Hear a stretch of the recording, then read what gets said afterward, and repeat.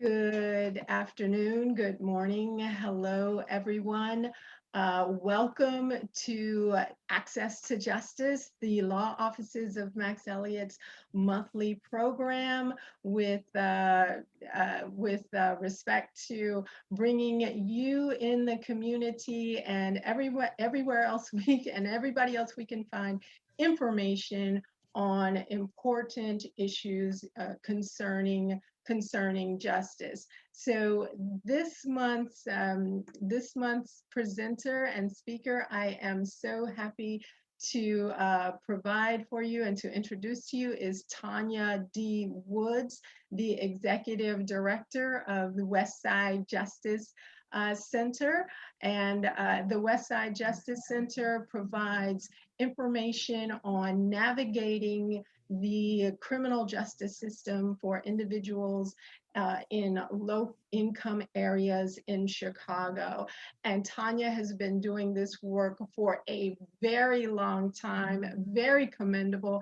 I am so humbled and happy to have her with us today. But before we begin, as always, we are a law firm, so I have to provide this disclaimer, right? So there is no legal information, no legal advice that's going to be provided to any particular person. No attorney-client relationship is actually going to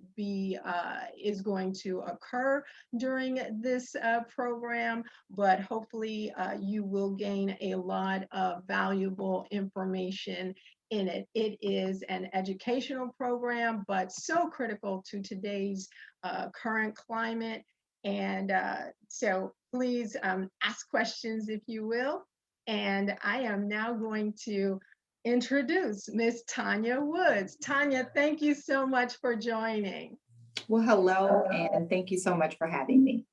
Great. So first thing I want to ask, so I was reading a little bit about you, of course, and I learned that you decided to become a lawyer as a teenager when you were exposed to the late Mayor Harold Washington of Chicago. Now, what were you you were a teenager, so what were you thinking then? And tell me about that. Tell us about that that journey of yours. Yeah, so if you're in Chicago and if you're born and raised in Chicago, certainly if you were old enough to kind of know what was going on at that time, you might recall it was a very electrifying time in which people who had historically been marginalized and disenfranchised, Mayor Washington was the people's choice. He was the mayor for the people and kind of ran on that platform of, not only a well-heeled scholar and leader, but just kind of had this, convivial, demeanor about himself that made you think, he was for everybody. He was like everybody's favorite uncle, so to speak. But what you learned was he was an amazing leader, a gentle giant, a tremendous scholar from Northwestern law, and so many other things that made him not only beloved, but extremely capable. And so my mom happened to, at the time, be working in the Washington administration, in the mayor's office. And so just like every little kid that gets an opportunity to, hang around with their mom and go visit at work. And, that was my routine after school every day. And so little did I know how that would impact me so many years later. But I will say that probably my earliest recollection of wanting to do anything remotely like what I'm doing now is probably from grade school. And I can remember reading about and learning about, and you might recall this when they teach you about the forums with the Greek senators and the togas and, the laurel wreaths and whatnot. And I remember learning about Socrates somewhere in middle school, right? Okay, right. And you learn about, the senators going on the floor and giving these great oratoricals. And so that was kind of my earliest, like, I think I want to do that. Needless to say, nobody knew what the heck that was. If you said to somebody like, I want to be an orator, it's like, yeah, okay, kid, go sit down somewhere. But I'd like to believe that those were some of the earliest seeds that then, as they were cultivated, I didn't really know I didn't have lawyers in the family or judges or anything like that, and nor did I know what those examples really looked like, other than to know that lawyers looked like they came in a couple of different batches, if you will. Either they were people who already had means and had people in their family, which is, very common here in Chicago to know folks who, The have legacy folks in their lawyers, family, the the legacy legacy. lawyers, right? That wasn't me. Right. Or, you had people who were, who did look like me, but they were, public defenders and didn't really make a whole lot of money. And that wasn't a lifestyle I wanted either, because I'd already come from, a struggling background. And as you might hear a lot of folks say, yeah, we didn't know we were poor because we always had a roof over our head or food on the table and clothes on our back. Absolutely 100% true. Not going to go in and say that I didn't know we were not poor though. And so by that, I mean, is that, very early for me, you learn that there are haves and kind of have nots and not a whole lot of space in between. And so if you grow up in a community where there are more people who have less resources, not great schools, not great hospitals, just not great anything, you don't want to be a part of that anymore. There's nothing noble in that, right? And so there were just these kind of two camps that, it was like, okay, well, I don't think I want to do either one of those. I'm not a trust fund baby, and I really don't want to continue to be poor. So I'll just put that on the shelf. Okay. But I did go on to study poli-sci as an undergraduate, and most people would say to me, like, why aren't you going to law school? And it was just the lack of knowing how to get there, right? Not having somebody be able to lay out the steps for you that you can follow. And so it's my desire and my hope that more folks like you and I and others who are in your viewing audience will be an open book to others who want to explore our profession.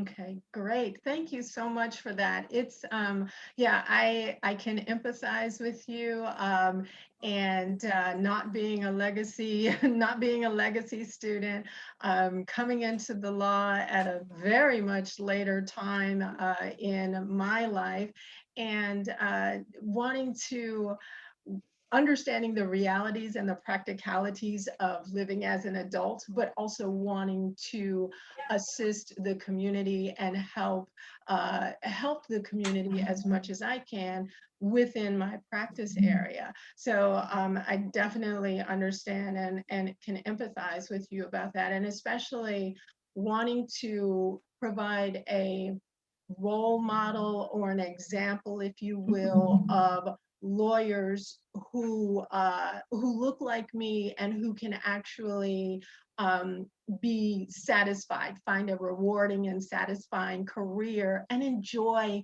what they're doing. So Exactly. and you exemplify that in great ways. Now, I was also I also heard about I wasn't able to attend, so I'm sorry, but I will get to see it, the exhibition, the Black Panther exhibition. Tell me, how did the Westside Justice Center decide to have an exhibition on art about the Black Panthers? Yes. So we are fortunate that a couple of our founding members of the Westside Justice Center, we count among them former elected officials, activists, organizers, and attorneys. And one of those individuals is actually a member of what was then called the Intercommunal Survival Committee. And this was a group of people who were not necessarily Black Panther Party members, but often came from outside of the Black community, but still wanted to be allies to the Black Panther movement.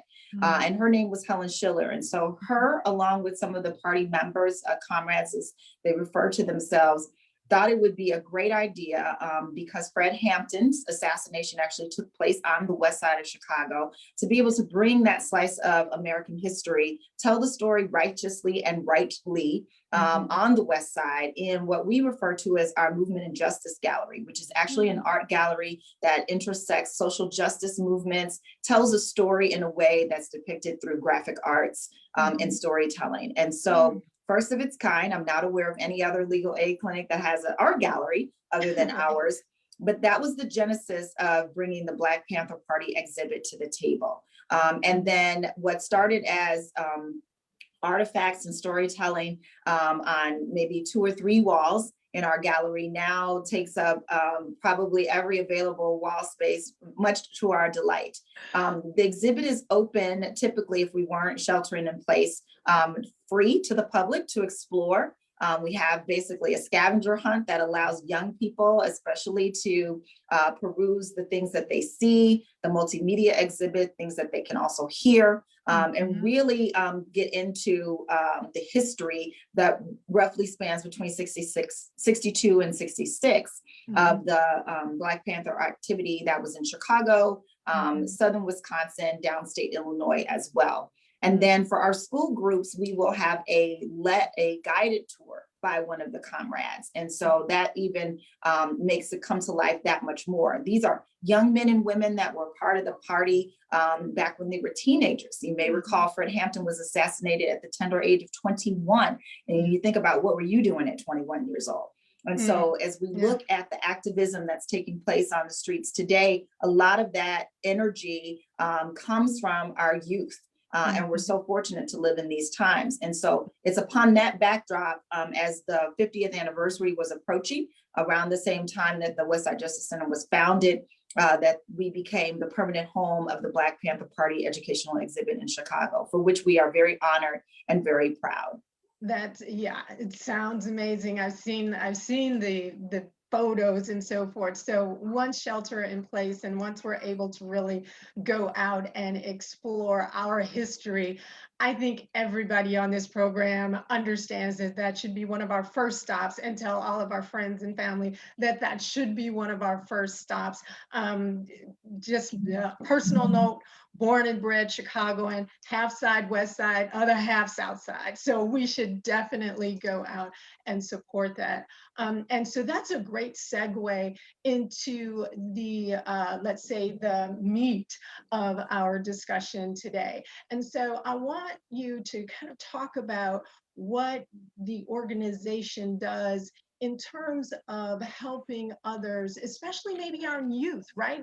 We've got activists, we've got young activists marching and protesting, and at the same time, we have bad actors in law enforcement. We have laws that are constraining some of our rights and our abilities to protect ourselves. And sometimes it's not even the laws, it's just our lack of knowledge about that. Right. So go ahead, dive in and just let's talk about that.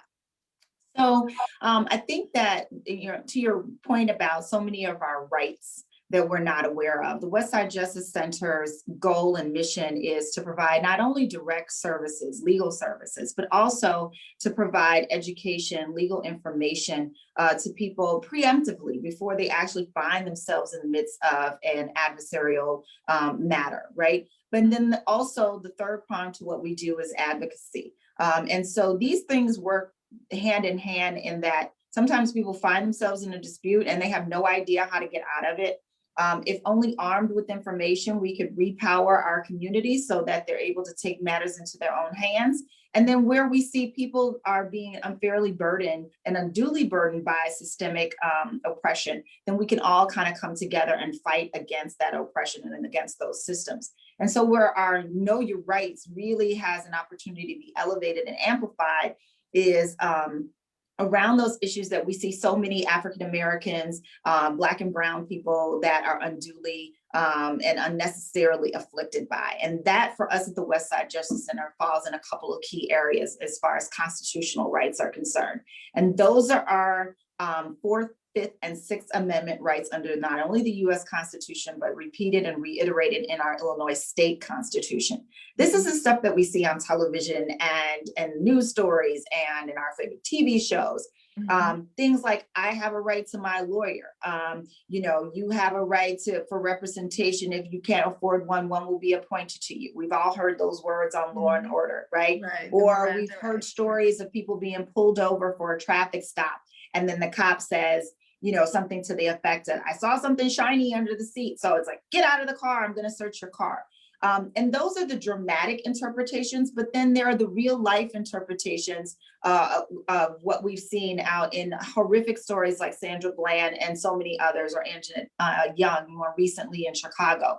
And those are the real life stories that go along with the dramatic interpretations. And people are often unsure of what their rights are, and more importantly, how to invoke their rights. And lastly, when they feel as though their constitutional rights have been violated, what do they do? And so the Westside Justice Center is certainly not the first to be able to enter this ring of informing people what their rights are. Truly, one of the forerunners in this movement has been the First Defense Legal Aid Clinic that's right here in Chicago that's been doing this work for over 25 years. And in that regard, they have committed, their entire mission is around, elevating and teaching these Fourth, Fifth, and Sixth Amendment rights. Along with people like defense attorney April Prayer, who is a well-known criminal defense attorney here in the Chicago area and beyond.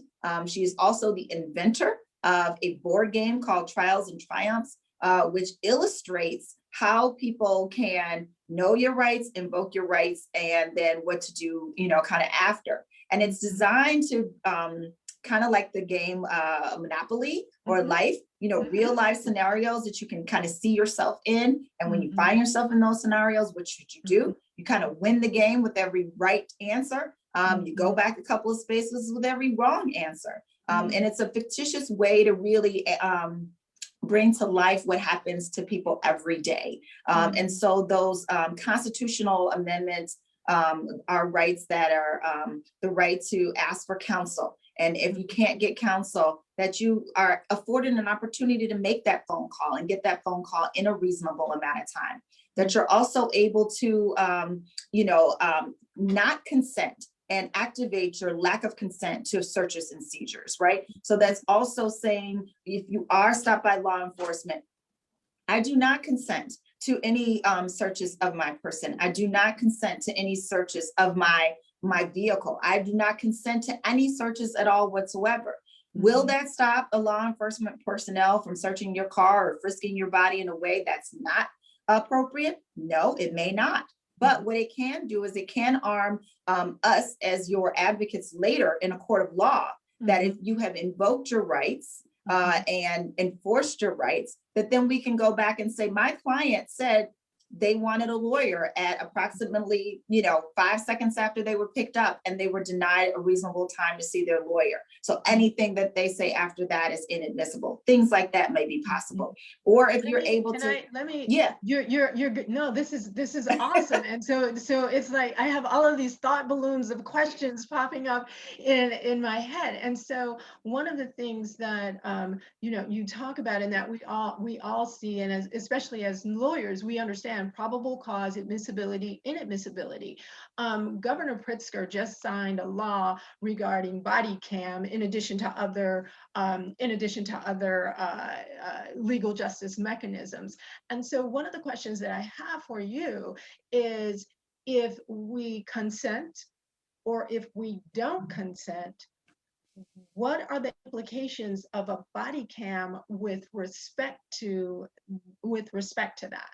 Right. So I try to make it clear, I am not a criminal defense attorney, so nor do I try to play one on television. So I try to stay in my lane for that very reason. However, we're hearing a lot of information about body cams and what that looks like. Much to people's surprise, there are a lot of law enforcement officers who actually want body cams, right? Because they see it as an opportunity to sometimes exonerate them when they're being falsely accused of things, right? So there should be this moment of transparency. Like, if you don't have anything to hide, then why would you be afraid of wearing body cams, right? So, but unfortunately, what we do know as practitioners of the law is that these things vary by state to state, right? So it's almost kind of like living in, the times where there were sunset rules, right? Sundown towns, right? Sunset towns. So Black people had to be, inside somewhere if they were downstate, or down south, because they could get stopped unnecessarily, cross state lines, and you're up north and things look very different. That's the kind of inconsistencies that we have long been overdue, that need to be, put away with. But Luckily, we live in a state like Illinois where our state administrators are moving forward, where we have a criminal justice omnibus bill that is going forward, where we have people who are champions of criminal justice reform, but also we're starting to see the inklings of an abolitionist movement that is no longer on the fringe, but is taking center stage. And I bring that up to say is that when you create an environment where there's transparency, where you begin to acknowledge and appreciate and value people's ability to police themselves, when you begin to study and research and realize that modern day policing is kind of like the vestiges of old, past slavery and other, it's still the remnants of those kind of systems, then you can kind of start to see like, yeah, you know what? We need to do a heck of a lot more, and not in incremental stages, but in broad, sweeping, systemic change. Because what we certainly know is that the problems that we're seeing is not one bad cop. It's not about, one group of cadets that are not being properly trained. We're talking about systems that operate on various levels: state's attorneys, prosecutors, public defenders, law enforcement. All of this works together in tandem with one another. And when we begin to kind of flip those layers instead of looking at solutions in silos, then we'll actually begin to see, people's human rights no longer being trampled upon, and stop looking at this thing as, just a Black and white thing or just a civil rights thing, and recognize that people are being treated inhumanely because of the social construct of race. Don't get me started on the construct of gender, where that meets race, and how Black women and girls are unfairly treated. There is so much intersectionality involved in your work and in protecting our communities and protecting the individuals, our fellow citizens inside of those communities. And you just touched on a whole bunch of topics that I kind of at least want to touch on. So the first one, I'm going to go way back a few minutes to where you mentioned Sandra Bland. And one of the issues that I think women, especially women of color, we grapple with the fact that sensationalized are issues involving Black and brown men. Sandra Bland, of course, is the unfortunate poster child, one of the, Breonna Taylor, the other one. But there are so many times where women and girls need to have this information, but it seems like it's only targeted toward men and boys, and it just seems that way. But if you could talk a little bit about how important it is to include all genders and even non-gender issues into this discussion, that would be. Well, I think that we struggle with how to prioritize, right? Like, we're in a moment, it's not unlike when we were all trying to get the 19th Amendment passed, right? So the white women wanted it first, then they wanted to bring the Black women, and the Black men got mad at the Black women for wanting to be with the white women, right? And we saw it again, as we fought for civil rights. So this is not an argument that is not familiar to us as a Black community, about like, where do we put our efforts? What comes first, second, and third, right? If anything, we have the tools now, I think, in the 21st century to operate on multiple levels at the same time that maybe we didn't in a pre-industrial area. And what do I mean by that? So we saw, Black men unfairly targeted and continue to be so. We saw the war on drugs was actually a war on African-American males. So a whole generation of men then incarcerated, right? And so now we're still living the aftermath of that, right? So now we're finally getting around to, what happened to the women and girls? All that was happening all at the same time, but now I think we have greater resources, greater attention, where we can pay attention to all of those things simultaneously and go back and get those pieces of our community that were left behind. That to say is that we're not going to shift our attention away from young Black men and boys, right? It just means that we have to add to that a conversation about young girls and women, right?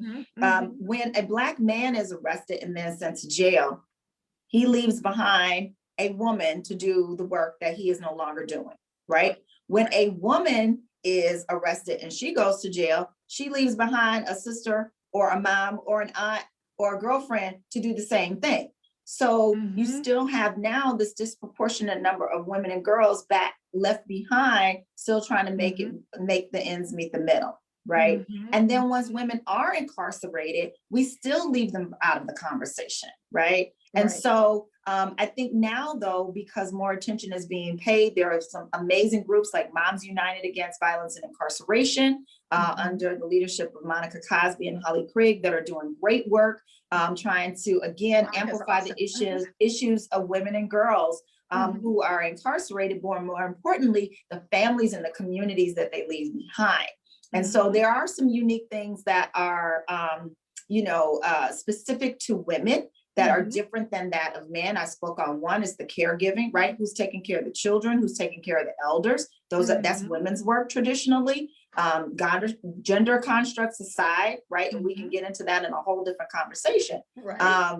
But we know that that's women's work. You know, who's going to get after the Walgreens and the CVS's and the Walmarts were looted, who's picking up the prescriptions on the other side of town? Women, right? Right. So these are very thick layered issues, but I am certainly in favor and an advocate for looking at these things simultaneously and not trying to prioritize them in such a way that it leaves anybody behind. The Mm-hmm. resources are there. We just have to liberate those resources and get them reinvested into our communities.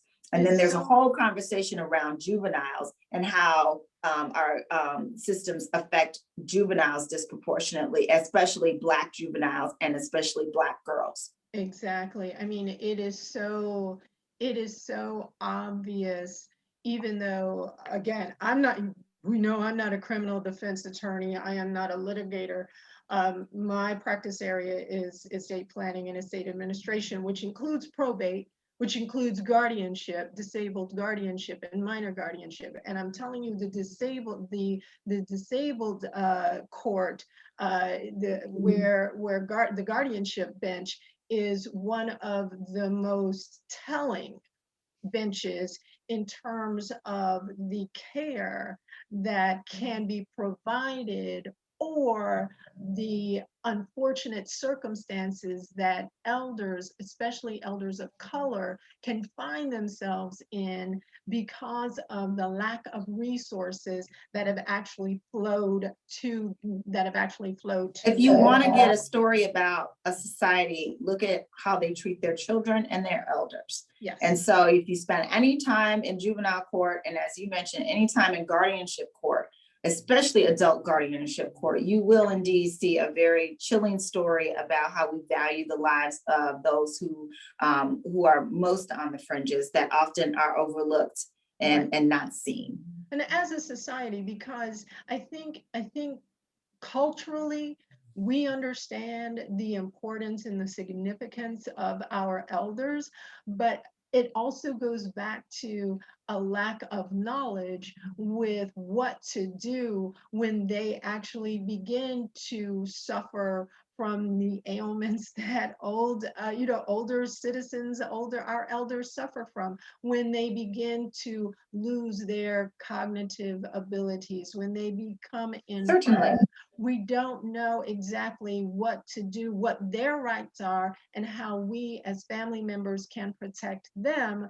And like you said, women, we're often in the middle, and so we have children on one hand and we have aging parents on another, and we only have a limited amount of resources ourselves, and so we're trying to protect these two branches of our family and still within our own financial constraints. So it's Sure. really, it's very important for us to have information from organizations like yours and the organizations that you mentioned. Um, you also touched on, you mentioned human rights. And that was also in my brain, because this is exactly what we're talking about, the right to live freely, to pursue our endeavors and to pursue our happiness without being unjustly uh, uh, incarcerated, without being unjustly stopped, without being unjustly searched. So, can you talk a little bit about how the United States Constitution interacts and intersects with human rights and what that should look like, or what you're hoping it would look like going forward, and what you're striving for. So what we know is, or we're starting to learn, is that because more cases that are being heard at the highest court of the land are now fodder for mainstream media, and folks are discussing things in a much more everyday fashion. It's no longer the level of mystery and mystique as it once was, maybe when you and I were growing up.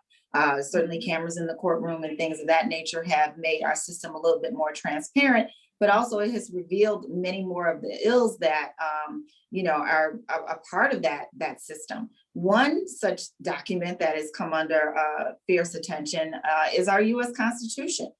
There are other countries in the world that do not try to make a document that was created centuries ago fit the lifestyle of the countries in present day, and have, instead of just amending them, like said, why don't we actually start over and create a constitution that fits, our people today? So there are some movements that say, maybe we shouldn't continue to try to conform a US Constitution that clearly said that did not take into consideration Black people, that had to be amended. And every time we discover some inequity or some social ill, then we just stick another amendment at the end in an effort to kind of fix it.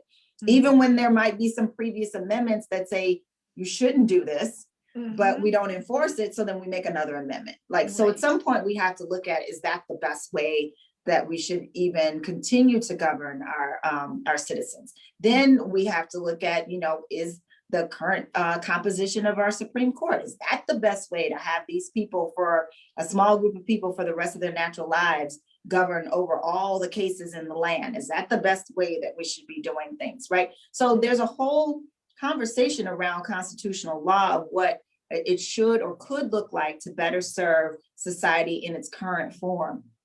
I think the question about, what can we be doing?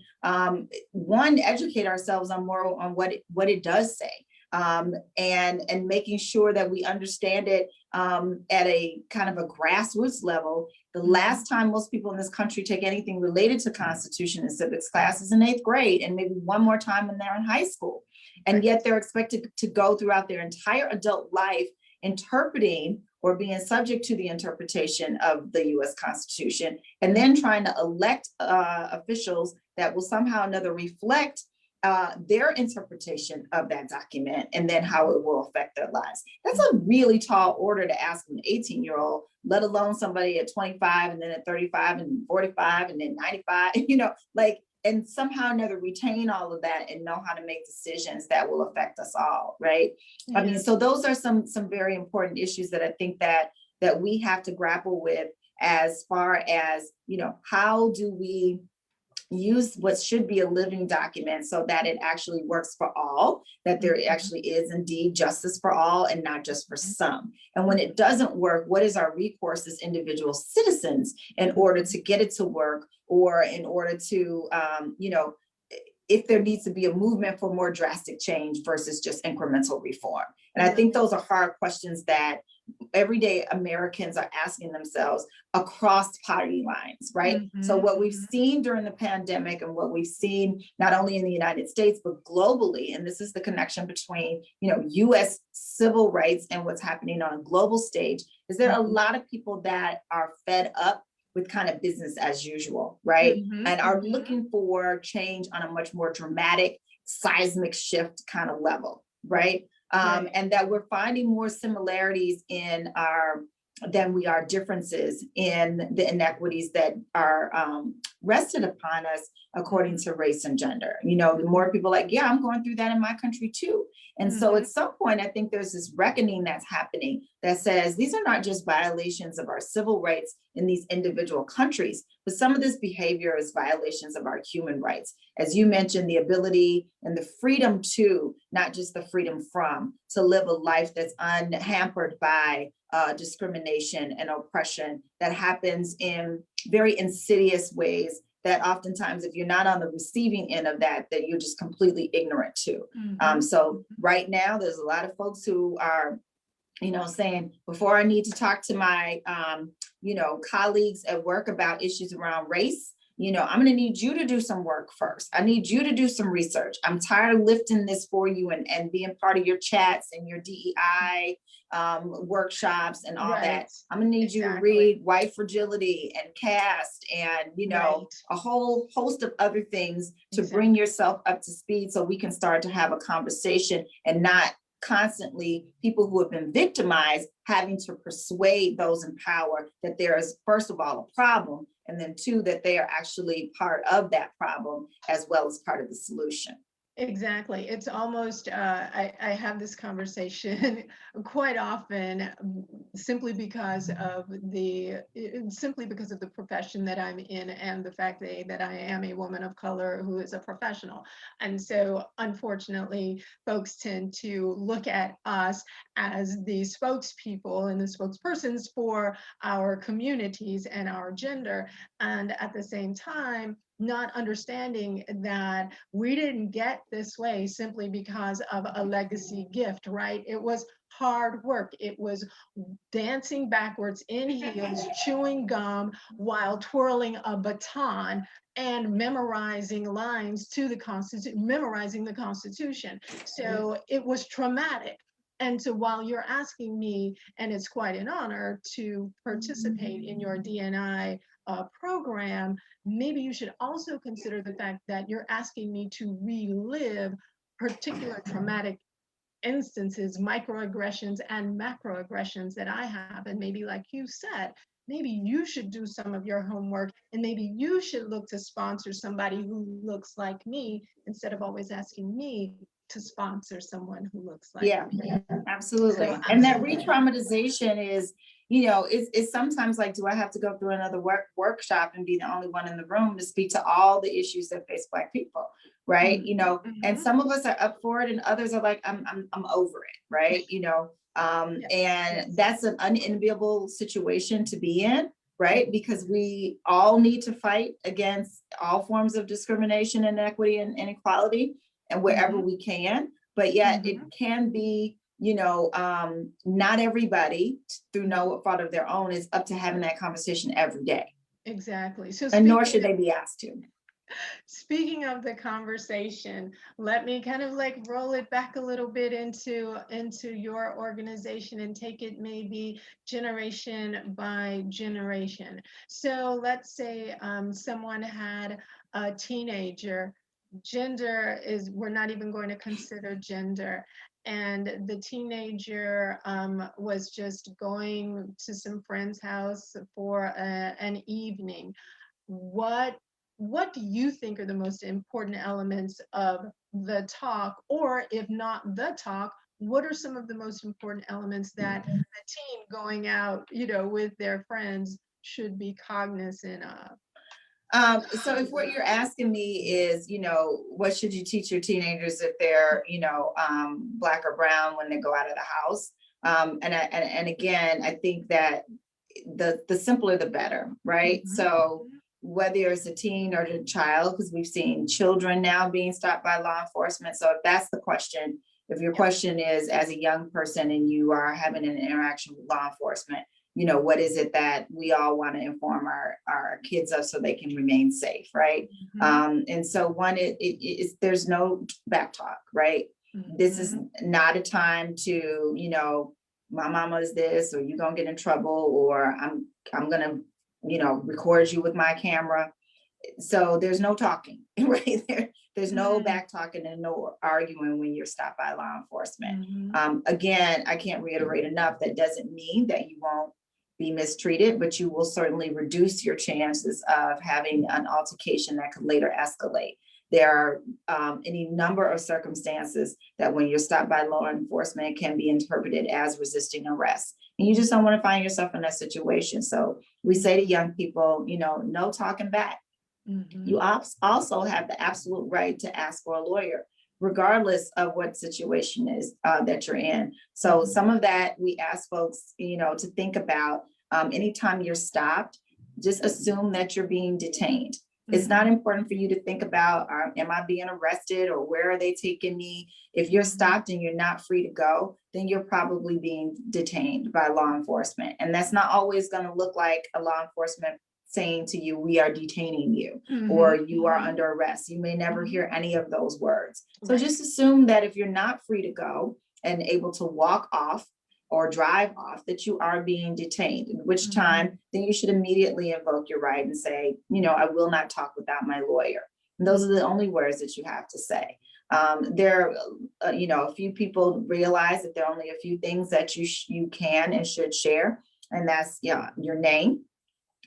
It's never advisable to give a false name, because again, that is not, that is not advisable, because that too is against the law, false representation. So give your correct name. It's not only what the right thing to do and advisable, but it also helps if somebody's trying to find you. So if you've given a John Doe, then we can't find you under John Doe, right? So your lawyer can't find you, your loved ones can't find you if they're looking for you.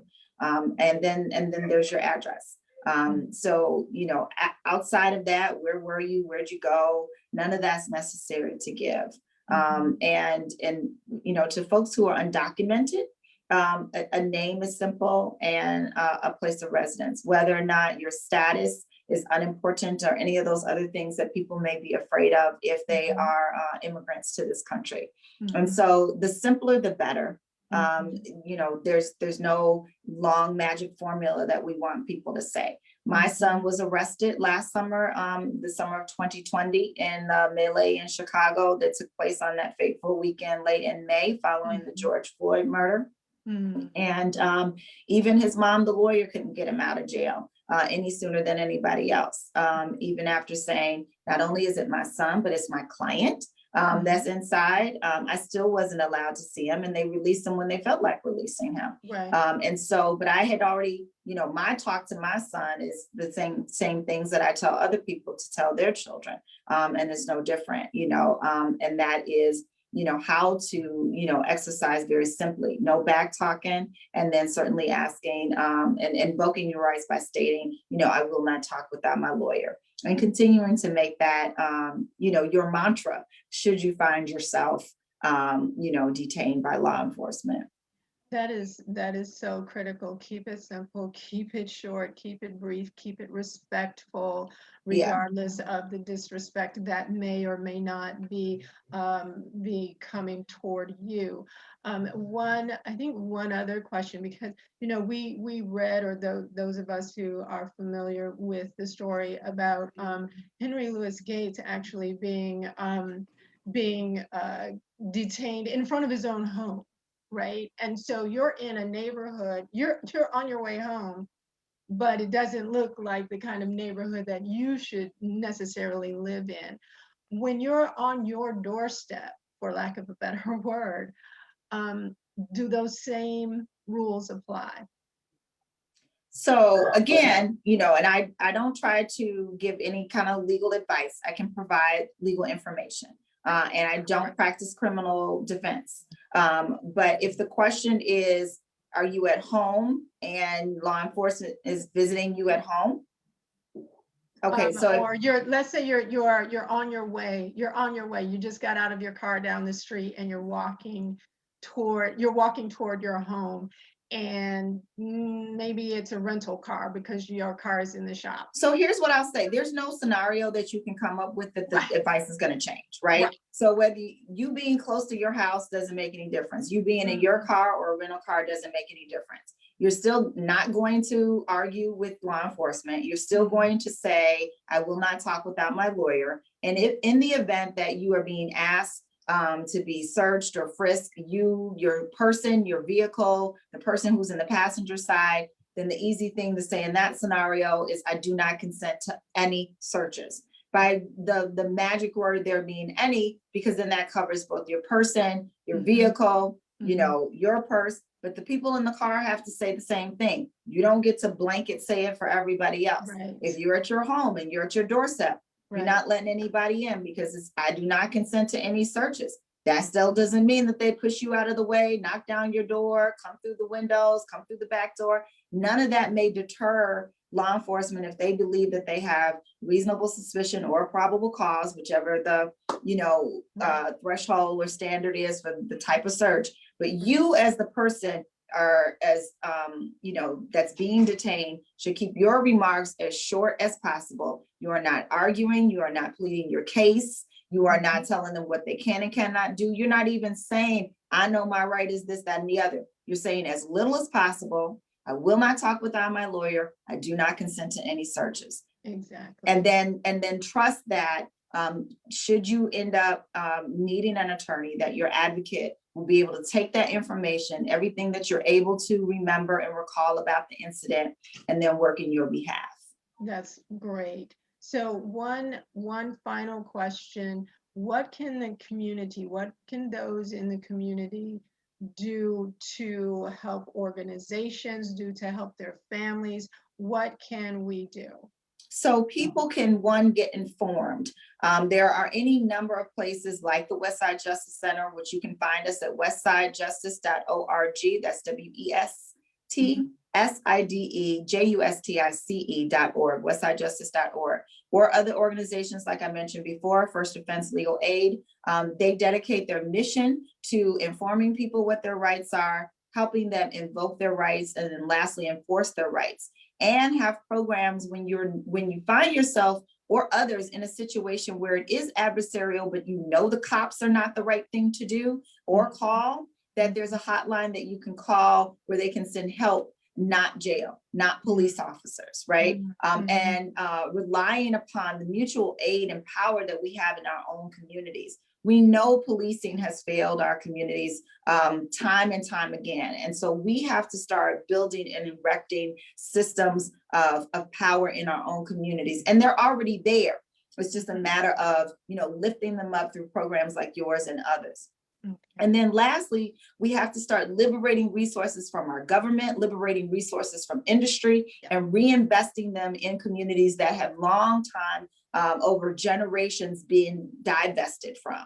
So just like we hear about divesting from, foreign countries when they're not following certain protocols and procedures and regulations and not playing in the global sandbox the way we would wish. Similarly, for our communities, we have to begin to insist that dollars and resources and intellectual knowledge and professionals are reinvesting in those communities that the government has long divested from and industry has long divested from. And so those are concrete ways that we can begin to help ourselves, as well as hold others that have been part and parcel of the problem accountable for being part of the solution.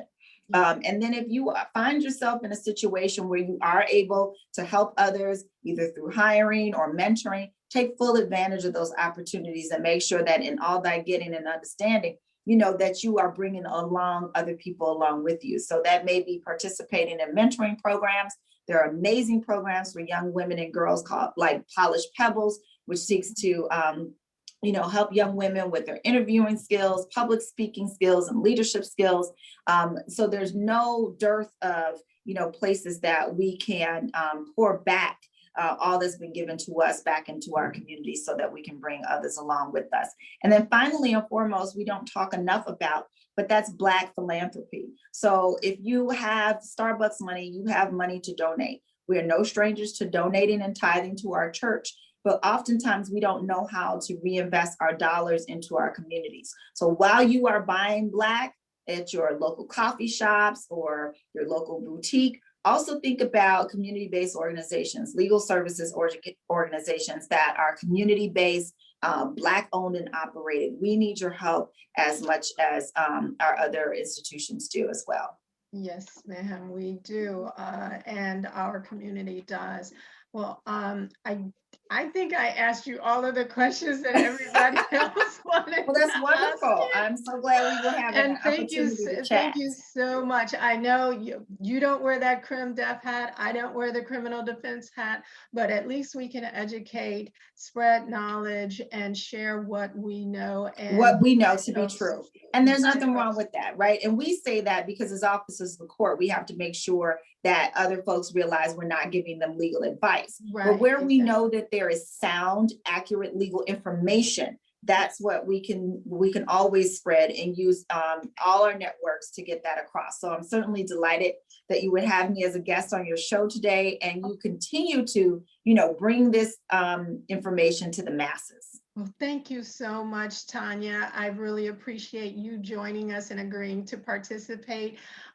Enjoy and have a great weekend. Be Thank you so safe, much. be well, and we'll be in touch Okay, soon. Okay, thank have you. a great day. That ends our program today. Goodbye, everybody. Thank you for participating. Bye.